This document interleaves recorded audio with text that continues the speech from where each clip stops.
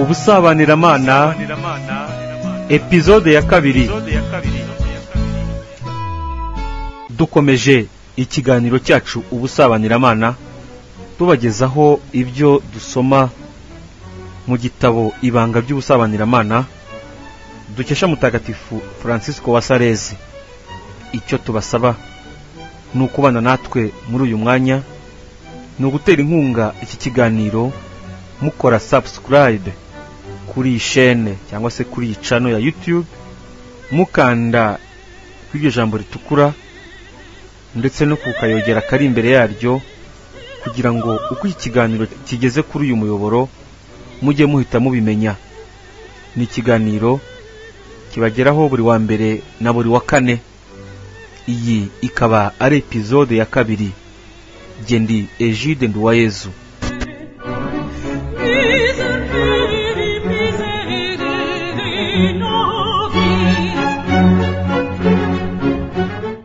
Iri buriro. Musomyi w'iki gitabo, ngusabye gusoma iri buriro kugira ngo uzabashe kunyurwa byuzuye, nanjye kandi bizanshimisha. Umucuruzi w'indabyo Grisera yarazi guhinduranya uburyo bwo gutegura no kuvanga indabyo, ku buryo akoresheje indabyo zimwe yakoraga imiteguro yazo itandukanye. Poziyasi, umuhanga mu byo gushushanya hakoreshejwe amarangi, yashatse kumwigana biramunanira kuko atashoboye kuvangavanga amarangi nk'uko Grisera yabikoraga ku ndabyo ze. Ni muri ubwo buryo Roho Mutagatifu atanga inama zitandukanye, akazishyira ku murongo abigirishije inyigisho zabo yifashisha, nk'uko ihame shingiro ry'ibyo twemera ari rimwe mu rusobekerane rw'ingingo nyinshi zirisobanura. Ibyo nandika muri aka gatabo byanditswe n'abambanjirije.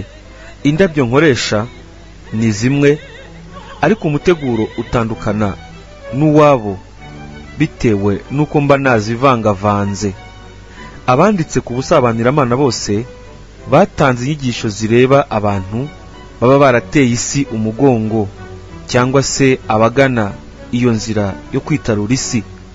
Icyifuzo cyanjye rero ni ukwigisha abantu baba mu mijyi, mu ngo, ibwami se, bityo imibereho yabo ikabasaba kwita ku by'isi. Akenshi abo bantu bitwaje ko bidashoboka ntibanabasha kwinjira mu buzima bwo gusabana n'Imana, nk'uko nta nyamaswa yagerageza kurya ku rubuto rw'icyatsi cyitwa Paruma Christi. Nabo batekereza ko nta mukristo n'umwe ushobora gusingira umukindo w'ubukristo nyabwo ari mu mihihibikano y'isi.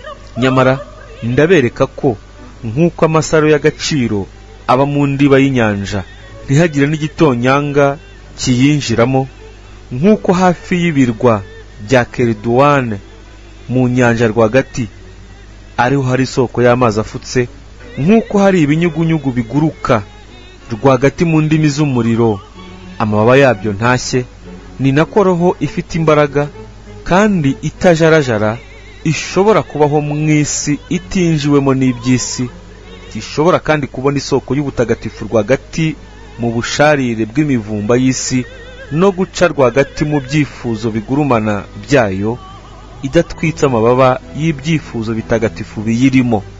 Nibyo koko ibyo ntibyoroshye, ni nayo mpamvu nifuza ko benshi babyitabirana ubwitange n'ingufu birushije uko babikoze kugeza ubu. Bityo rero mu ntege nke zanjye ndagerageza muri iyi nyandiko gufasha abo bantu bazitabirana umutima mwiza uyu mugambi. Ariko kugira ngo iki gitabo kijye ahagaragara si njye wabishatse, ni roho yuzuye icyubahiro n'imigenzo myiza, Luwiza wa Sharumuwazi wahawe n'Imana ingabire yo kwifuza kubaho mu Busabaniramana, wansabye ko namutera inkunga muri iyo nzira. Nanjye rero wumvaga ko ari umurimo nshinzwe, kandi nkaba narabonye muri we guhera kera ko yifitemo uwo mugambi. Nagerageje kumwigisha uko bishoboka kose, nyuma yo kumuyobora nkoresheje imyitozo yabugenewe ihuje n'icyifuzo cye ndetse n'ubuzima arimo. Namusigiraga inshamake mu nyandiko kugira ngo ajya azikoresha igihe azikeneye. Yaje rero kuzigeza ku wihaye Imana wacengewe n'ubutagatifu kandi w'umunyabwenge, wahamyaga ko zafasha abantu benshi. Angiye inama akomeje yo kuzishyira ku mugaragaro. Yabinyemeje bimworoheye kubera ubucuti twari dufitanye, kandi nkaba naremeraga n'ibitekerezo bye. Uwo Francisco avuga ahangaha ni Padiri Yohani Furiye w'umuyezuwiti. Ariko kugira ngo byose bigende neza kandi bigira akamaro, nasubiyemo za nyandiko ndangiza izitarangiye, nongeramo n'izindi nyigisho nabonaga ko zikenewe. Uwo murimo nawukoze ntafite umwanya uhagije. Niyo mpamvu utazasangamo ibitekerezo bikurikiranye ku buryo buhambaye, ahubwo mu by'ukuri ni inama gusa nifuje gushyira mu magambo yumvikana. Ibijyanye n'imvugo inoze sinashatse kubitekerezaho kubera imirimo myinshi.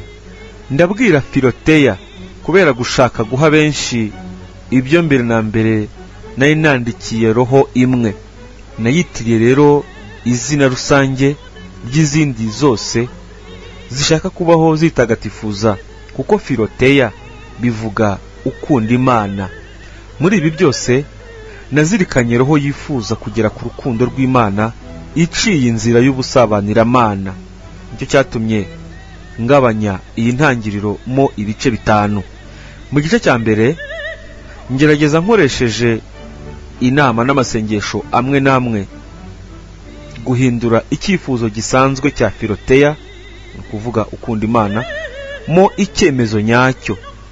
Icyo cyemezo agifata nyuma yo kwicuza ibyaha bye byose, mu guhamya atajenjetse ibyo yiyemeje, bigakurikirwa no guhabwa umubiri wa Kristo, maze mu kwiha umucunguzi we akinjira by'agatangaza mu rukundo rwe.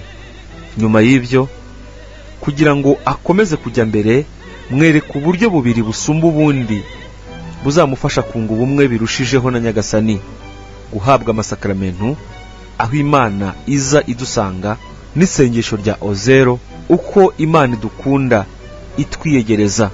Ibyo bibiri biri mu gice cya 2. Mu gice cya 3 mwereka ukuntu agomba gushyira mu bikorwa imigenzo myiza imufasha kujya mbere, nibanda ku nama atapfa gukura ahandi cyangwa se ukura muri we ubwe. Mu gice cya 4 mufasha kuvumbura imitego y'umwanzi, nkanamwereka uko yayigobotoramo. Hanyuma mu gice cya 5 muhatira kwisubiraho kugira ngo yigaruremo amafu, ashire impumu, yegeranye imbaraga, maze abone gusingira no gutera imbere mu busabaniramana. Igihe cyacu kirakomeye bitangaje.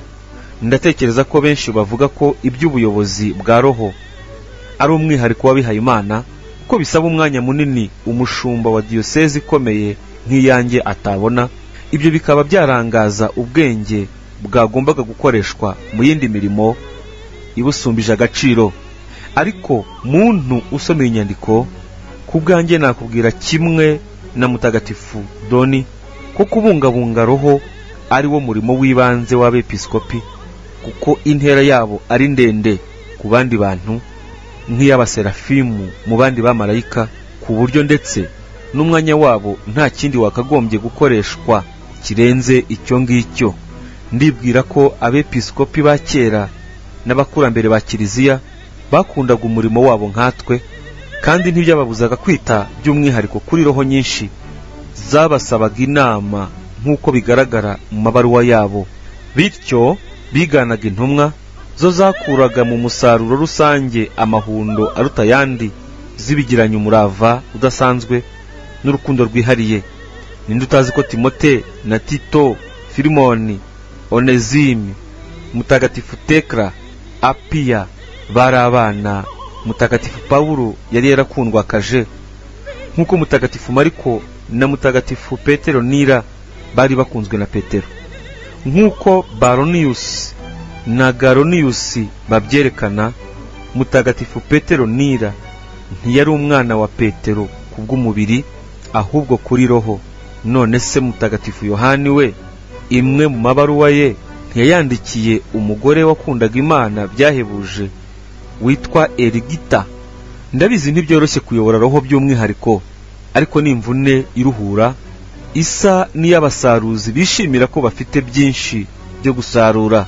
Ni umurimo wurura umutima ukawusubiza ubuyanja kuba witangiye, nk'uko umubavu wa sinamome uguma kuba wisize.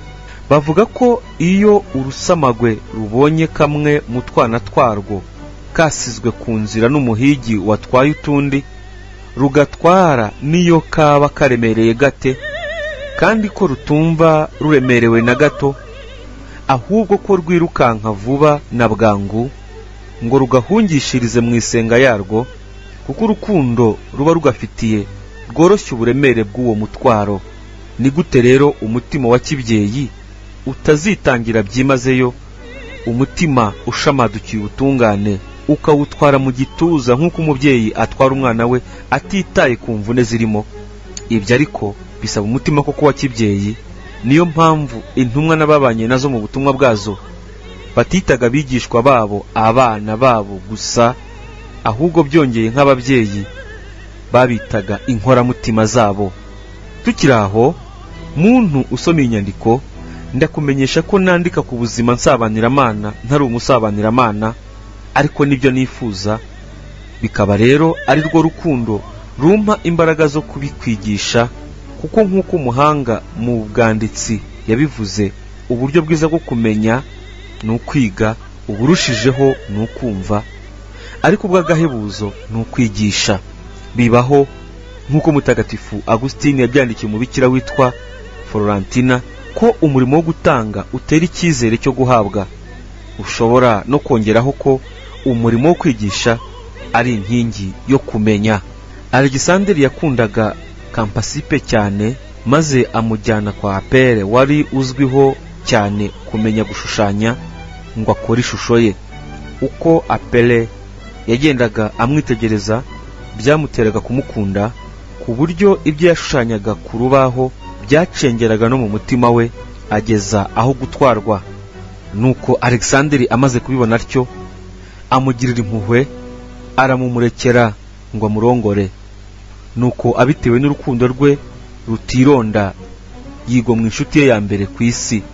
Bityo nk'uko Pline abivuga, Alexandre yerekanye ubwaguke bw'urukundo rw'umutima we mu kwitsinda gukomeye.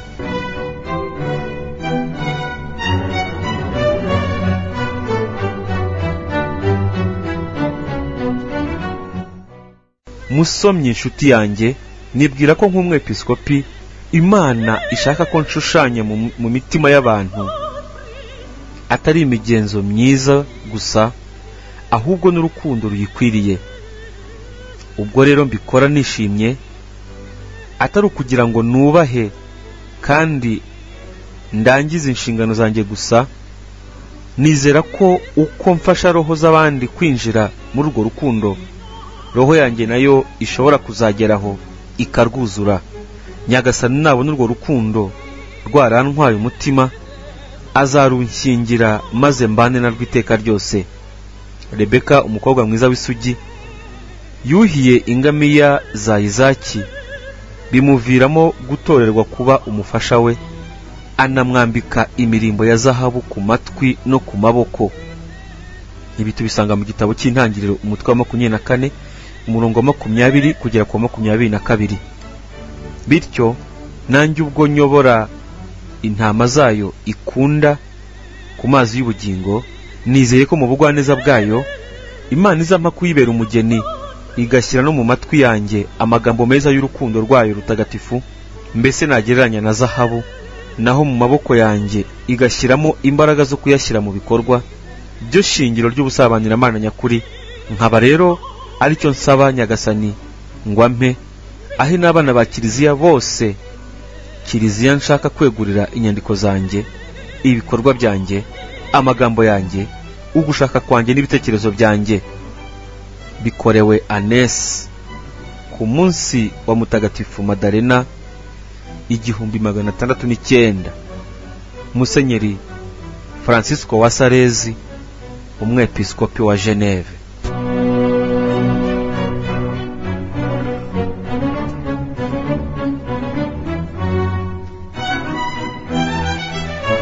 ndabashimiye mwese abakurikiye episode ya 2. Mwakoze cyane. Mbibutse gukora subscribe ku batarabikora, ukanda kuri iyo jambo ritukura ndetse n'akayogera kari imbere yaryo kugira ngo uko ikiganiro kigezeho mubone notification ibibutsa. Mukomeze kandi kugisangiza abandi mukora share nkuko mwabigenje kandi ubushize.